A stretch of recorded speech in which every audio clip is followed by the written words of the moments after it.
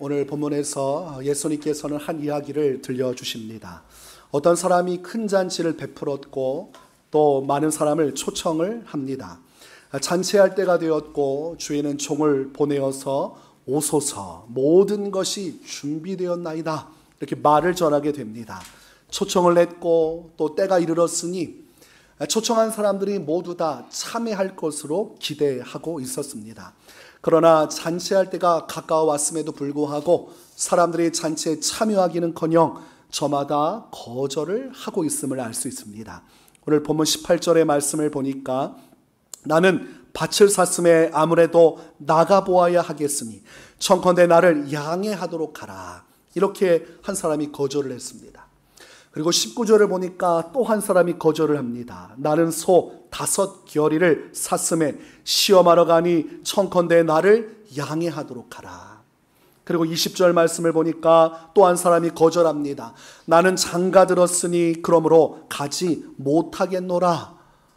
사람들을 초청했는데 저마다 이런저런 이유로 그 모든 초청을 거절하고 말았습니다.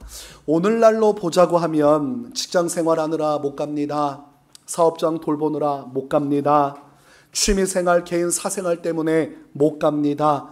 가족과의 약속이 있어서, 가족 모임이 있어서 제가 그 초청에 응할 수 없습니다. 저마다의 이야기로 이제 거절을 한 것이죠.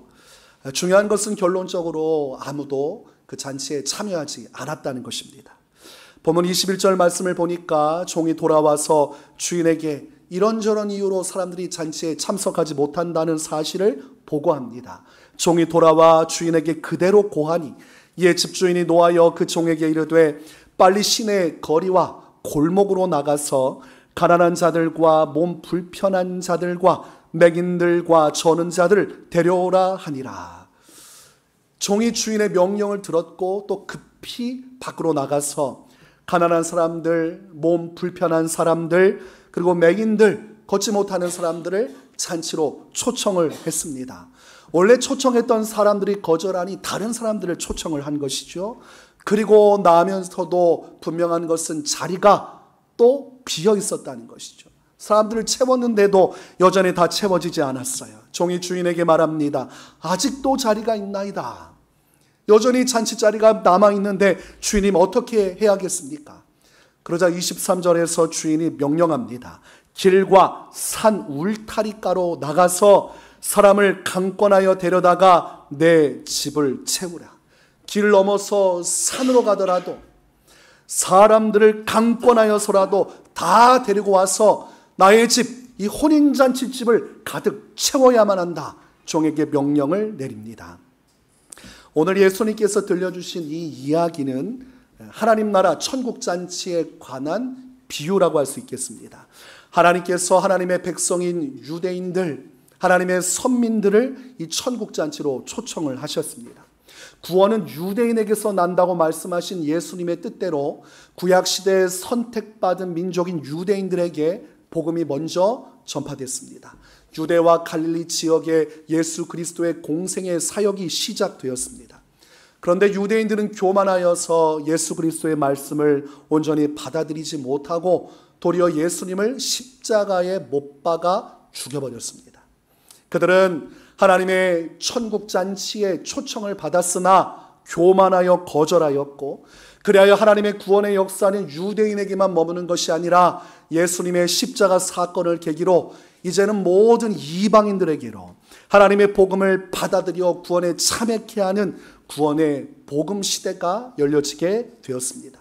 오늘 그 이야기를 비유로 말씀하시는 것이죠. 유대인들에게 머물러 있는 그들만의 구원이 아니라 이제는 온 세상 모든 민족을 향한 복음의 시대가 열려지게 되었음을 말씀하는 것이요, 겸손한 자만 이 천국 초청잔치의 부름을 듣고 그 초청에 응한 사람만이 천국에 들어갈 수 있음을 말씀하는 것입니다.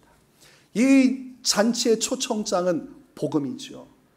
예수 그리스도의 복음을 전파할 때 그 복음을 받아들이고 믿는 자가 하나님 나라 천국잔치에 참여할 수 있는 것입니다. 오늘 우리가 이 말씀을 통해서 주목해야 할 사람이 있는데 바로 종입니다. 종.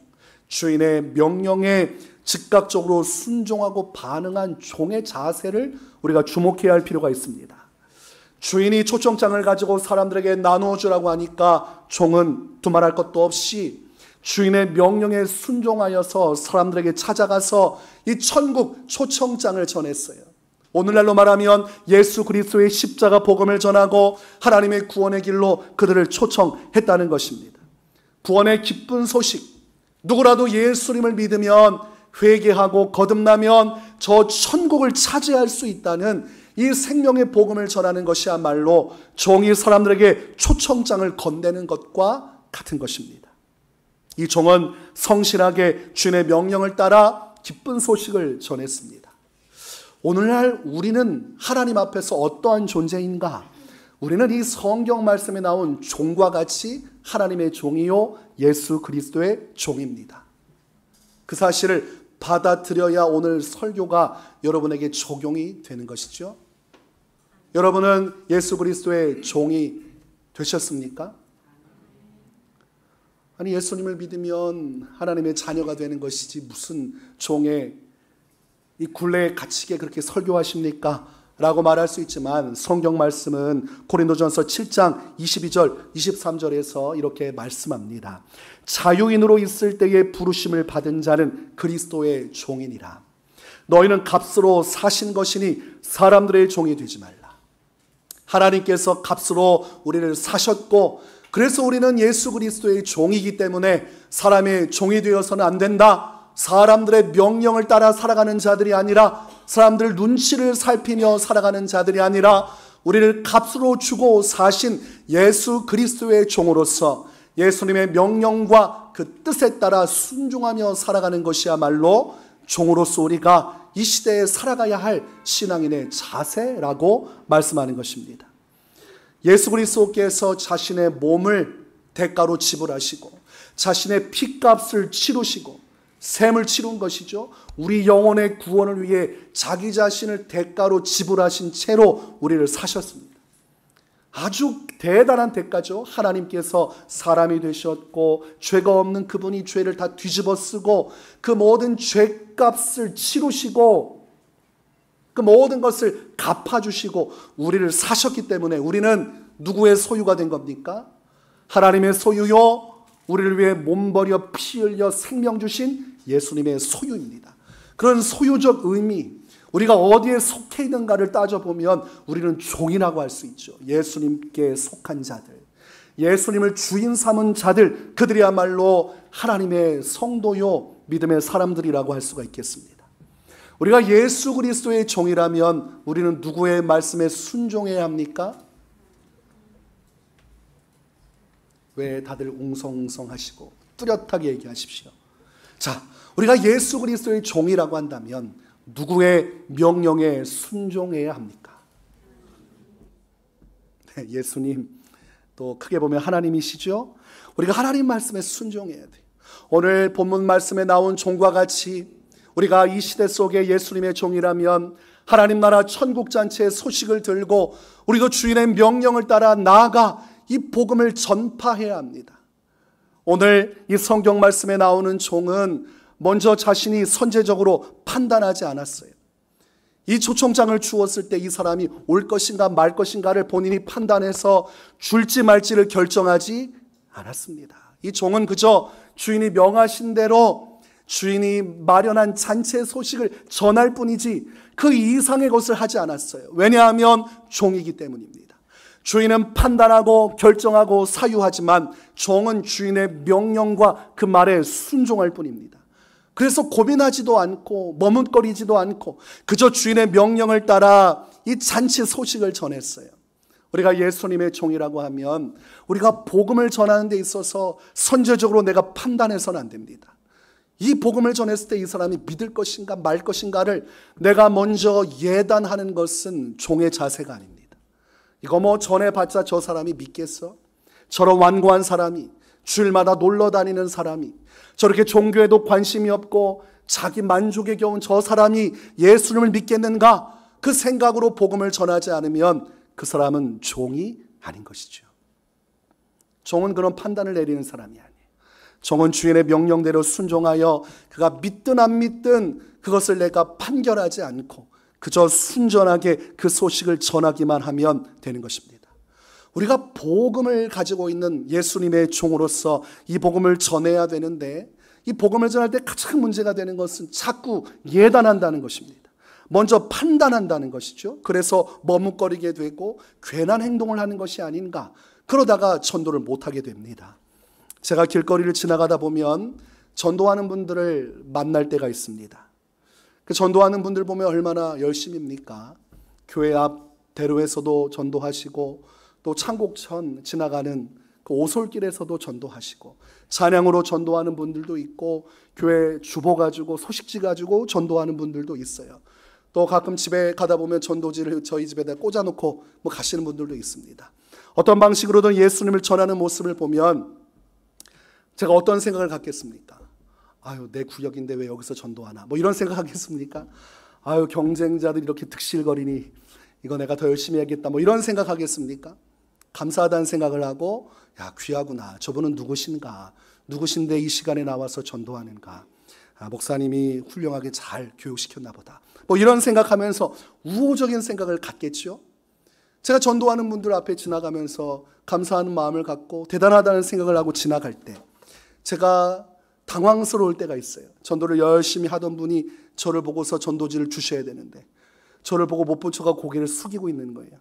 그분 입장에선 덩치 큰 사람이 오니까 괜히 전도했다가 큰 화를 당할까 봐 모른 척하고 딴 데를 보시거나 자꾸 저를 피해서 가시는 거예요. 그럴 때마다 저분은 먼저 예단하고 있구나. 덩치를 보니 저 사람 예수님 안 믿을 것 같고 괜히 건드렸다가 화를 당할 것 같으니까 두려운 마음이 이제 전도를 안 하는 것입니다. 아니, 목사인 줄 모르고 감사하는 마음으로, 감동하는 마음으로 수고한다고 제가 하면 했지, 제가 무슨 해코지를 하겠습니까마는 전도하다가도 이제 그렇게 예단하는 것을 볼 때가 있어요. 우리가 예수 그리스도의 종으로서 복음을 전할 때 그런 예단들이 항상 문제가 됩니다. 정말 결정적으로 예수님을 믿어야 하는 사람들, 여러분 표정이 밝고 인생 잘 나가는 사람들, 물론 그들에게도 예수님이 필요하지만 정말 예수님 필요한 사람은 정말 죽고 싶어서 하루하루 사는 사람들, 삶에 불만과 괴로움이 많은 사람들, 허전하고 외롭고 쓸쓸한 사람들 아니겠습니까? 그 사람들 얼굴 표정을 볼 때에 전도할 만한 표정이겠습니까? 아니겠습니까? 상처받은 마음이 반항적으로 말하고 행동하고 또 때로는 격정적으로 행동할 텐데 그 모습을 보고 예단하면 정작 복음을 들어야 할 정말 심각한 삶의 위기에 처한 사람들에게 복음을 전할 수가 없어요. 지금 저 사람에게 전도해서 저 사람이 예수님을 믿는 것이 주님의 뜻이라 할지라도 우리가 먼저 예단을 해버리니까 아이고, 저 사람은 안 되겠다, 표정도 그렇고 말투도 그렇고 괜히 내가 상처받겠다, 그런 식으로 예단하면 정작 구원받아야 할 사람에게 복음의 소식이 들어가지를 못하게 되는 것입니다. 사도행전 8장의 말씀을 보면 하나님께서 천사를 통해서 빌립 집사에게 광야길로 내려가라고 말씀하십니다. 왜 내려가야 하는지에 대한 설명은 없어요. 그러나 빌립 집사는 순종하여서 광야길로 내려갑니다.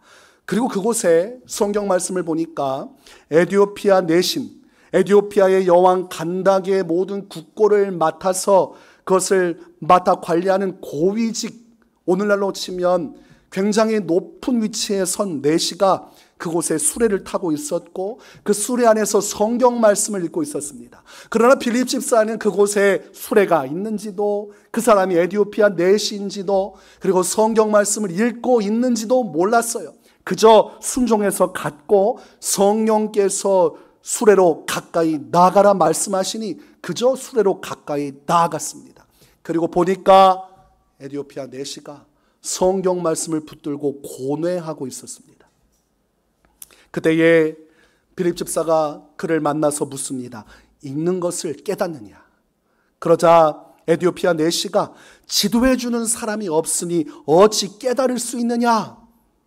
쉽게 이야기하면 가르쳐 주는 사람이 있으면 가르침을 받고 싶습니다. 그런 이야기죠. 그때 이 에티오피아 내시가 붙들고서 답을 내지 못하던 성경 말씀은 바로 장차 오실 메시아 예수 그리스도에 관한 말씀이었습니다. 그가 도살자에게로 가는 양과 같이 끌려갔고 털 깎는 자 앞에 있는 어린 양이 조용함과 같이 그의 입을 열지 아니하였도다. 그가 굴욕을 당했을 때 공정한 재판도 받지 못하였으니 누가 그의 세대를 말하리요. 그의 생명이 땅에서 빼앗김이로다. 이 말씀은 이사야서 53장의 말씀이고 장차 예수 그리스도께서 고난받으실 것에 대한 예언의 말씀입니다. 이 말씀을 보면서 이 이사야서의 내용을 이 내시는 가늠을 할 수 없었어요. 이거 누가 이렇게 고생을 한다는 것인지, 여기서 말하는 것이 선지자 본인에 대한 것인지 다른 이에 관한 것인지 맥락을 잡을 수 없었고, 그때 빌립 집사가 예수님의 복음을 그곳에서 전파합니다. 사도행전 8장 35절, 빌립이 입을 열어 이 글에서 시작하여 예수를 가르쳐 복음을 전하니, 이 이사야서의 말씀을 토대로 해서 예수 그리스도께서 구주가 되심, 그분을 믿고 죄사함 받고 세례받아 하나님의 백성이 되는 이 복음을 전파했어요. 우리가 겉으로 볼 때 이 사람은 타국 사람이고 이방인입니다. 세상적으로는 잘 나가는 부유한 사람입니다. 예수님은 부자가 천국 가기가 어렵다고 했어요. 잘 나가는 이 세상적으로 권위 있는 유대인도 아닌 이방인이 과연 예수 그리스도의 복음을 믿을 것인가? 일반적으로는 긍정적으로 생각하기 어렵습니다. 그러나 빌립 집사는 판단하지 않습니다. 그게 중요한 것입니다. 빌립 집사는 하나님께서 가라고 하면 가는 것이고 복음을 전파하시면 복음을 전파할 뿐이지, 그가 믿을지 안 믿을지 예단해서 스스로 고민하거나 갈등하거나 머뭇거리는 사람이 아니었다는 사실이 중요합니다. 빌립 집사가 어떤 자세를 취하고 있는 것입니까? 철저히 주인 앞에 서 있는 종의 자세로 하나님 앞에 살아가고 있는 것입니다. 정말로 하나님의 종으로서 하나님의 명령에 순종하여 복음, 천국잔치에 대한 소식을 전할 뿐이지 그 다음 어떤 권한도 사용하지 않습니다. 그곳에서 빌립 집사는 성삼위 하나님의 이름으로 세례를 베풀어 주고 그곳에 하나님의 기쁨이 충만하죠. 하나님께서 주시는 그 은혜가 충만해요. 사도행전 8장 38절 39절에 이에 명하여 수레를 멈추고 빌립과 내시가 둘 다 물에 내려가 빌립이 세례를 베풀고 둘이 물에서 올라올 새 주의 영이 빌립을 이끌어 간지라. 내시는 기쁘게 길을 가므로 그를 다시 보지 못하니라. 마지막 만남이지만 그들의 만남 속에는 복음이 있었고, 이 복음을 통해서 이방인이었지만 이 내시, 정말 영적으로 갈망이 있고 누군가의 도움을 필요로 했던 그가 빌립 집사가 다가와 전해준 말씀을 붙들고 회개하고 거듭나고 세례받는, 이제는 자기 자신을 위해 사는 것이 아니라 예수님의 복음을 위해 살아가는 믿음의 길이 열려지게 되었습니다. 오늘날 우리의 삶에도 이런 빌립 집사와 같은 우리의 순종의 자세, 종의 자세가 필요해요. 여러분에게도 사랑하는 친구, 사랑하는 남편, 자녀들, 사랑하는 아빠, 엄마, 친척들, 직장 동료들, 이웃들, 그 모두에게 복음을 전파해야 할 사명이 주어져 있습니다. 내가 전해도 저들은 믿지 않을 거야, 그렇게 예단하지 마시고, 혹여 그렇게 완강하게 거부할지라도 우리는 그저 다가가서 전하면 되는 것입니다. 예수님을 믿으십시오. 예수님을 믿고 회개하여 하나님의 구원을 받으십시오. 우리가 평생을 살아가면서 이 말 한마디 외치지 못하고 그 입이 천근만근 무겁다면 그것은 한 가지를 우리에게 말하는 것입니다. 너는 예수님의 종이 아니니라. 종은 그저 순종하는 거예요. 주님 말씀하소서, 내가 순종합니다. 나는 아무런 능력도 없고 구원의 힘도 없고 여망도 없지만 내가 만난 예수님의 이 천국잔치의 소식을 그저 전하겠습니다. 주님이 가라고 하시면 가고 전하라 하면 전하겠습니다. 그것이 우리가 가져야 할 종의 자세인 것입니다. 여러분, 전도 대상자를 작정하셨습니까? 이 고요함은 무엇입니까? 다시 한 번 더 묻습니다. 여러분, 전도 대상자를 작정하셨습니까? 작정한 분들이 왜 이렇게 기운이 없지요? 지금 뭔가 마음속에 걱정이 있으십니까? 여러분은 주인이 아니니까 걱정할 필요가 없어요. 걱정은 주인이 하는 것입니다. 여러분은 그저 소식만 전하면 되는 거예요. 그런데 혹이라도 이 자리에서 목사님 저는 전도 대상자가 없어요. 전도 대상자를 작정하기가 너무 어려워요. 대상자가 없습니다. 그러면 제가 꿀팁을 하나 전해드리겠습니다. 여러분의 카카오톡을 켜십시오. 그리고 기억부터 해서 쭉 여러분의 모든 인맥들을 살펴보십시오. 기도하면서 주여 누구를 전도해야 합니까? 한번 쫙 보고 또 다시 쫙 보면 그 속에서 신앙생활하는 사람들도 있겠죠. 신앙생활하는 사람들 중에 마음에 감동이 되면 전화하십시오. 여러분 신앙생활 열심히 할 수도 있지만 또 어떻습니까? 휴가 가신 분도 있겠죠. 코로나 기간 이후에 아직 복귀하지 못하고 영적으로 방황하고 헤매이는 분들이 있어요. 지금도 예배 자리에 돌아오지 못한 분들이 많다는 통계가 분명히 나와 있습니다. 교회도 많이 무너졌고 성도들도 많이 떠나갔고 다시 한 번 더 신앙적으로 열정으로 회복하고 싶은 마음은 있지만 누군가가 붙잡아줬으면 하는 마음으로 하루하루 흘러가는 사람들이 있어요. 그들에게 누군지는 모르겠지만 여러분 기도하면서 전화해 보세요. 다짜고짜 얘기하지 마시고 쭉 이야기를 나누다가 물어보셔야죠. 요즘 신앙생활은 어떠하십니까? 머뭇머뭇거리고 횡설수를 한다고 하면 여러분의 전도 대상자입니다. 아, 이 사람 지금 신앙생활 똑바로 안 하는구나. 요즘은 교회 잘 안 다니고 마음으로 믿고 있습니다. 전도 대상자예요. 교회 나가다가 잠시 쉬고 있고 마음의 준비가 되면 나가겠습니다. 전도 대상자입니다. 하나님으로부터 멀어지고 세상에서 방황하고 어둠의 권세에 붙들려서 실족하여 넘어진 모든 자들을 초청해서 다시금 복음의 길로 믿음의 길로 이끌어 와야 됩니다. 또한 예수님을 믿는 성도들, 내 아는 사람 말고도 쭉 보면 예수님 안 믿는다고 확정된 사람들이 있어요. 그 사람들에게도 전화하는 것이, 그리고 약속을 잡는 것이, 여러분을 만나주면 그 사람들 전도 대상자로 삼고 기도하면서 전도하시면 됩니다. 내가 만나서 무슨 이야기를 할까? 어떤 말을 전해야 될까?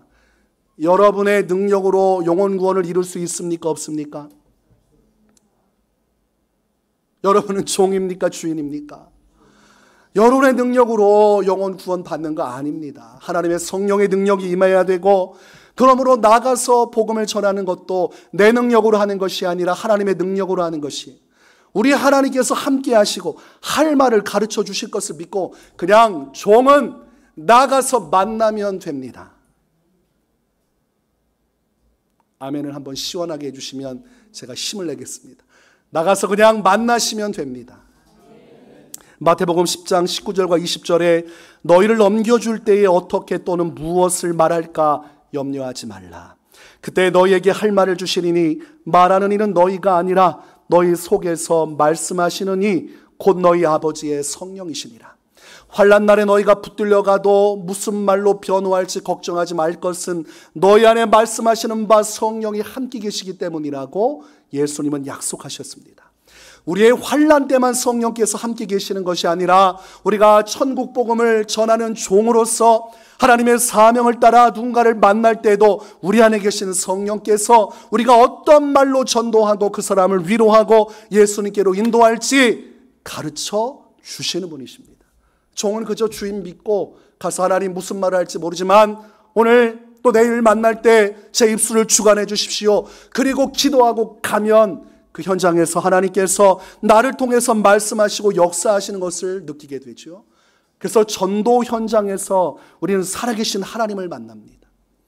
일상 속에서 하나님은 어디 계신가? 저 하늘과 땅을 보고 세상 만물을 보면서 이 급변하는 시대 속에 홀로 살아가는 인생 속에 하나님을 느끼지 못할 때가 있지만 우리가 종으로서 주의 명령을 따라 영원한 천국 복음을 들고 사람을 만나고 전도할 때 그 속에는 내가 느끼지 못했던 하나님의 감화와 감동이 함께 계시고 나의 입술 속에 역사하시는 주님의 함께 하심을 경험할 수가 있습니다. 그래서 영적으로 침체되거나 어려움이 온 사람은 전도하면 금방 회복됩니다. 가장 급속한 치유는 전도할 때 일어나요. 전도할 때 신앙이 무너지는 것이 아니라 전도할 때 살아계신 하나님이 지금 내 안에 계셔서 나를 통해 역사한다는 사실을 깨닫게 되죠.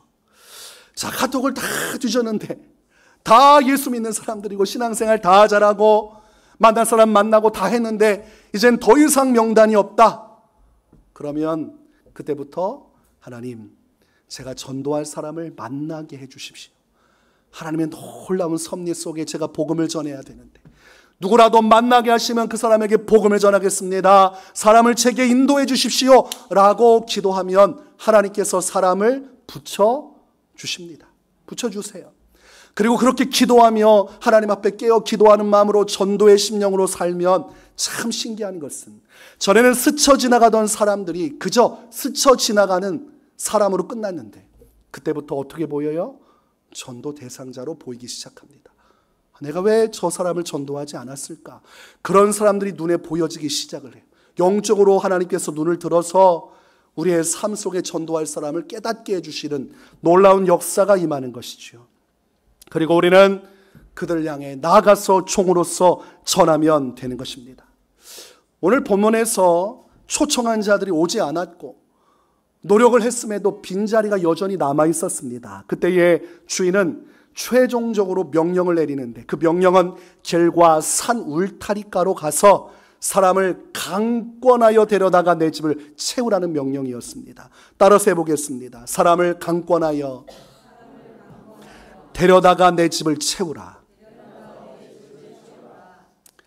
주인이 엄명입니다. 마지막 최선을 다해서 강권하라. 이 강권은 무엇입니까? 상대방이 내키지 아니한 것을 억지로 권하는 것이 강권입니다. 그 사람이 싫어하는 기색이 있음에도 불구하고 그 사람이 거절했음에도 불구하고 의사 표현했음에도 불구하고 억지로라도 불러들여서 잔치 자리에 오게 하는 것이 강권입니다. 주인은 강권해서라도 나의 집을 채우라.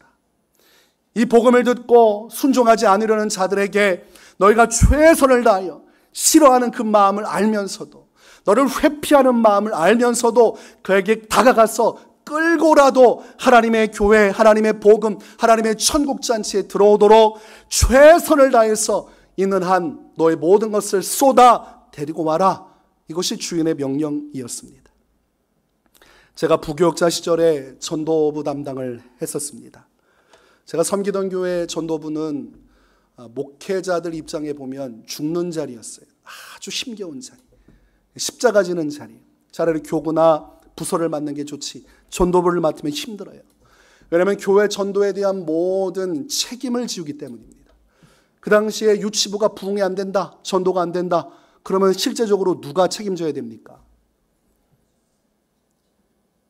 유치부 담당이 책임져야 되지 않습니까? 그런데 그 교회는 전도부 담당이 책임져요. 유치부 전도가 안 되면 전도부 담당자가 제대로 못한 거예요.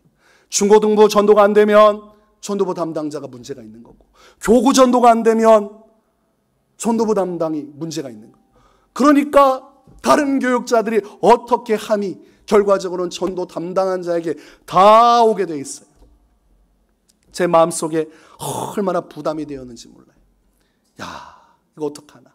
매주마다 전도 보고를 해야 돼요. 각 부서별로, 각 교구별로 지금 몇 명 전도가 되고 있고 목표한 전도량의 몇 %가 달성되고 있는지, 그리고 질문을 저한테 하는 거예요. 유치부가 왜 전도가 안 되고 있는지 담당자로서 얘기하라는 거예요. 아니, 지금 부서 담당자도 지금 모르고 있는데 제가 그걸 어떻게 압니까? 구체적으로 지금 어떻게 전도하고 있는지, 무엇을 하고 있는지 다 주관해 달라는 것이었습니다. 그때 무거운 짐이었지만 최선을 다해 했고 열정적으로 했어요. 교회 성도들이 나가서 열심히 전도하고 또 여러 가지 방법을 다 동원해서 교회로 데리고 와서 매주마다 전도해서 온 사람들 명단을 붙이면서 목적지를 향해서 기도하면서 가고, 전도부원들한테는 금식하라고 해서 계속해서 금식하면서 기도하고 교회 앞에서 팻말 들고 전도 목표 외치고, 들어갈 때도 나갈 때도 계속해서 외치고, 설교하면 무조건 전도 설교만 했습니다. 그래서 교회 안에서 막 전도의 물결이 흐르기 시작을 했어요. 그때에 전도 준비하고 진행하면서 이제는 간증할 사람들을 불러 모아야 하지 않겠습니까? 책으로도 또 여러 가지 정보로도 전도 간증을 할 만한 사람들을 찾아서 여러 가지를 보았어요. 보니까 전도왕들이 참 많더라고요. 고구마 전도왕, 진돗개 전도왕, 한번 물면 놓지 않는다, 진돗개 전도왕, 고구마를 주면서 전도해서 고구마 전도왕, 콩나물을 주면서 사람들을 전도하고, 별의별 전도의 방법들이 있는 걸 보고 그들 중에 필요한 분들이 있어서 주한장로교회 권산대 전도를 몇천 명 했다고 그래서 그분을 또 전화해서 초청하고 세우고 또 사례도 드리고, 이 전도에 대해서 하여간 모든 것을 쏟아서 경험하면서 제가 전도자라는 사람들의 특징을 발견했는데, 오늘 이 종의 자세를 가지고 전도하는 사람들이었어요. 강권하여서 데리고 오는 사람들이 결국은 전도하는 것입니다. 전도왕들 타이틀 단 사람들, 그 사람들은요 강권하는 전도를 한 사람입니다. 싫다고 해도 계속해서 찾아가서 올 때까지 전도하는 사람들, 포기하지 않고 수단과 방법을 다 동원해서 자기 사비를 들여서 돈을 써서라도 데리고 오는 사람들이에요. 필요하면 자기 돈으로 대형 버스를 불러와서 그곳에 있는 사람들 집 앞에 다 불러서 데리고 오고, 택시기사에게 돈 주면서 3시간 동안 교회 갔다 올 텐데 얼마, 리터로 끊으면 얼마입니까? 그 돈 주고 택시기사를 데려오고, 필요하면 마을에 잔치 돼지를 잡게 하고 먹인 다음에 이장님 먹었으니까 교회 한번 오셔야 되지 않습니까?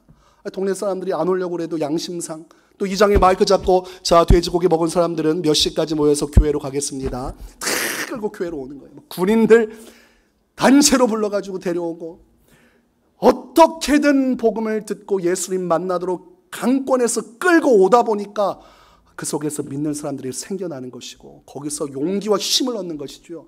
아, 되는구나. 자기 일이면 안 될 텐데 주인의 일을 가지고 종으로서 강권하여 해보니까 되는구나. 그래서 그 재미로 전도하다가 나중에는 사람들에게 불림받고 간증하면서 쓰임받는 것을 보면서 강권의 자세가 좋구나. 오실 거면 오시고 안 오셔도 상관없습니다. 우리 관계가 있으니 제가 더 이상은 말할 수 없습니다. 전도할 수가 없어요. 그렇게 하면 안 된다는 겁니다. 주인은 안 오면 어떻게 해서도 끌고 와야 이제 주인의 마음을 아는 종이지. 왜 너는 너 생각만 하느냐 이거죠. 내 입장, 내 이미지, 사람들에게 비추어질 나의 사회적 위치와 그 모든 것들을 가지고 있지만, 여러분 중요한 것은 그것이 하나님이 주신 그 모든 권세와 명예와 재산과 여러분의 이미지는 다 하나님의 복음을 위하여 살아가라고 주신 여러분의 달란트요 은사와 같습니다. 그 여러분이 착복하는 것은 하나님 앞에 짓는 죄가 큰 것이죠. 하나님을 위해 살아가라고 주신 축복을 가지고 내 것이라 여기고 부여잡고 그것 때문에 전도하는데 발동이 걸린다.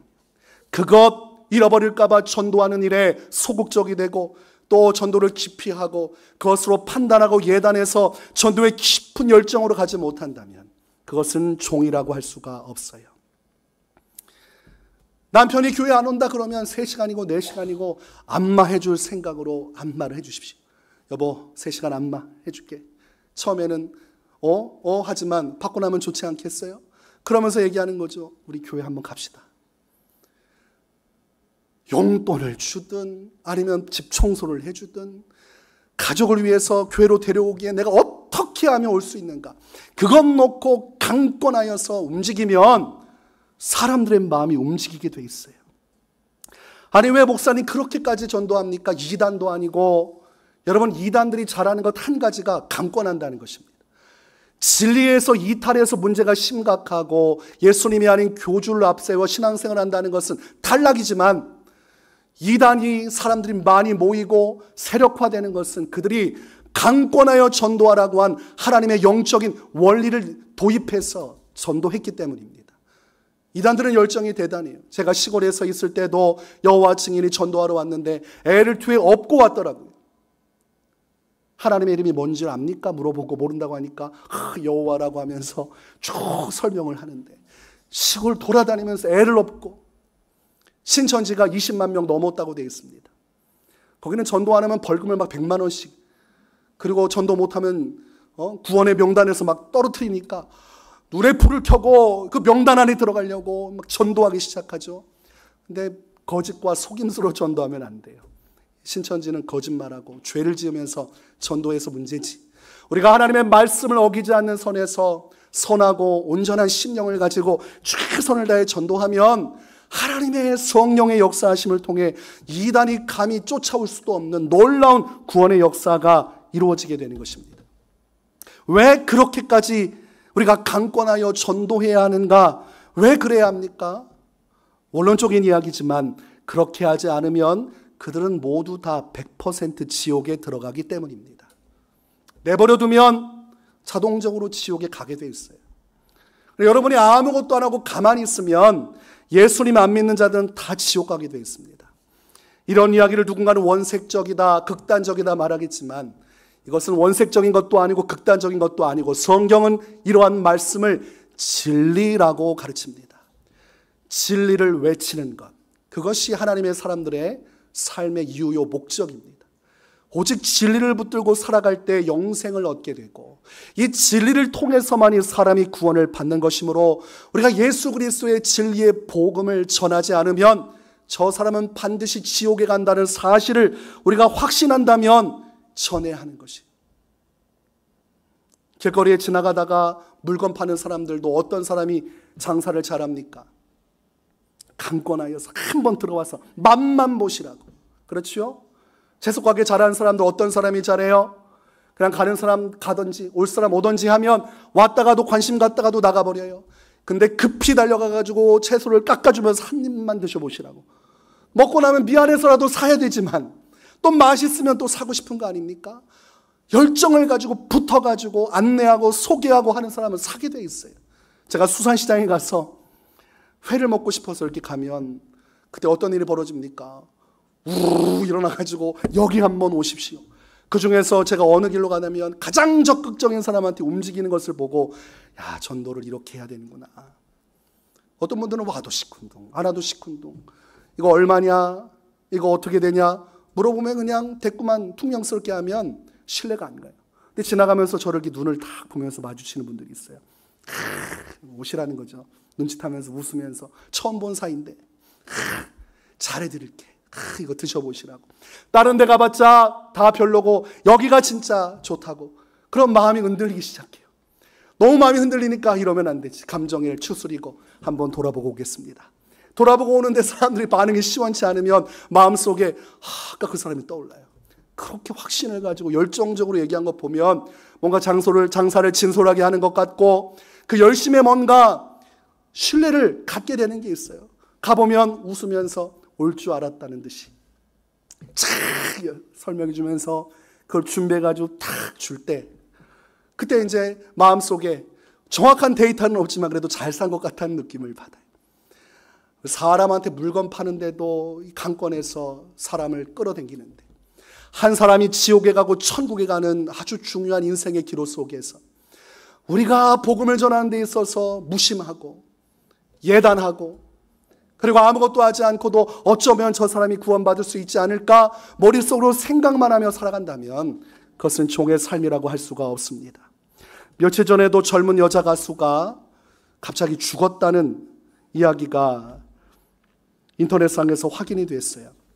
2010년 슈퍼스타 K2에서 놀라운 가창력을 보여주었던 젊은 여가수였습니다. 1994년생이니까. 1994년생 있으십니까? 네.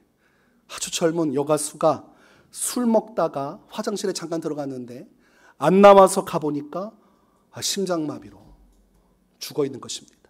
그 여가수의 아버지는 2010년도에 지병으로 사망했고 그리고 어머니는 2017년도에 간암으로 투병하다가 사망했어요. 그리고 24년도에 딸이 심장마비로 죽었습니다. 여러분, 죽음이 꿈같이 느껴진다고 해서 꿈은 아닙니다. 죽음은 현실이고 죽음은 가까운 곳에 있고 여러분에게 곧 다가올 여러분의 이야기고 여러분 주변을 살아가는 그들의 이야기이기도 합니다. 우리가 예수님 믿다가 죽으면 우리가 천국 갈 수 있다는 것은 하나님의 약속입니다.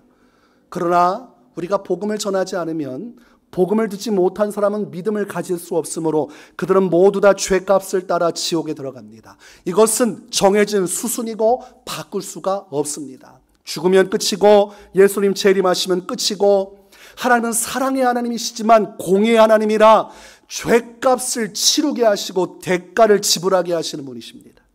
그래서 저는 하나님을 두려워합니다.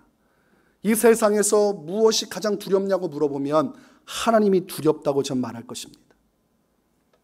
예수님께서도 누가복음 12장 5절에 마땅히 두려워할 자를 내가 너희에게 보이리니 곧 죽인 후에 또한 지옥에 던져 넣는 권세 있는 그를 두려워하라.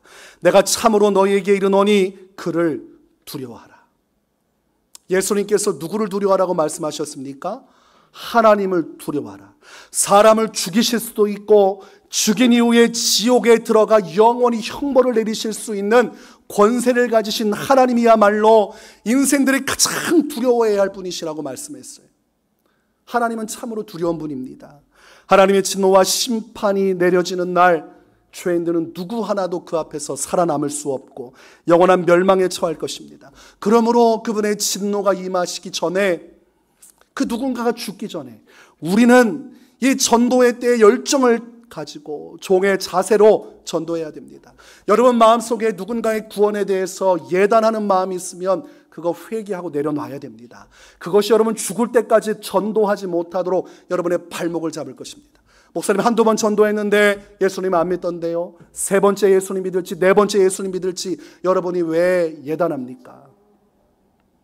그것은 하나님이 하시는 것이고 여러분의 생명이 보장되어 있고 여러분이 전도할 건강이 있고 전도할 수 있는 기회를 주님이 주셨다면 여러분은 계속해서 복음을 증거하고 초청하면 되고, 여러분 주변에 보면 살면서 단 한 번도 복음을 듣지 못한 사람이 허다하고 단 한 번도 교회 가보지도 못한 사람이 허다합니다.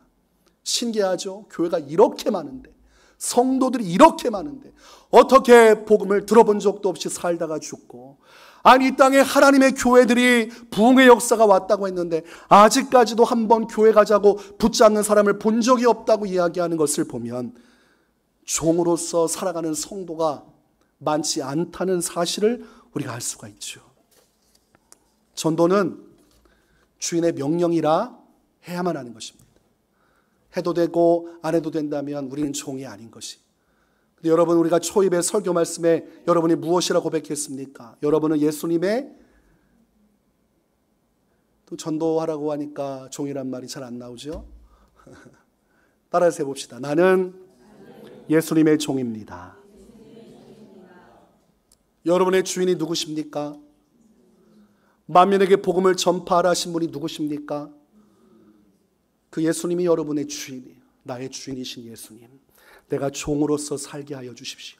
누구도 예단하고 함부로 판단하지 말고 그저 나아가서 복음을 전하게 하시고, 올 거면 오고 말 거면 말고 나는 구원받았으니까 상관없지 않은가 생각하지 말고 아버지의 마음, 예수님의 마음을 가지고 강권하여서 모든 수단과 방법을 통해 저들을 나의 집으로 잔치로 데려오라고 하신 주인의 그 엄한 명령이요 진실한 그분의 뜻을 헤아려 이 시대 하나님, 우리가 최선을 다해서 전도하는 자가 되게 해주십시오. 이것이 여러분의 기도가 되어야 하고 여러분의 삶의 목적과 목표가 되어야 합니다. 여러분이 예수님의 종이라면 전도 포기하지 마십시오. 여러분이 예수님의 종이라면 절대로 미지근하게 올 거면 오고 말면 말 거라고 말하지 마십시오. 여러분의 삶을 들여 강권하여서 여러분이 할 수 있는 모든 방법을 동원해서 기도하며 저들을 하나님의 잔치에 참여케 하는 예수 그리스도의 종으로 살아가시기를 주님의 이름으로 축원합니다.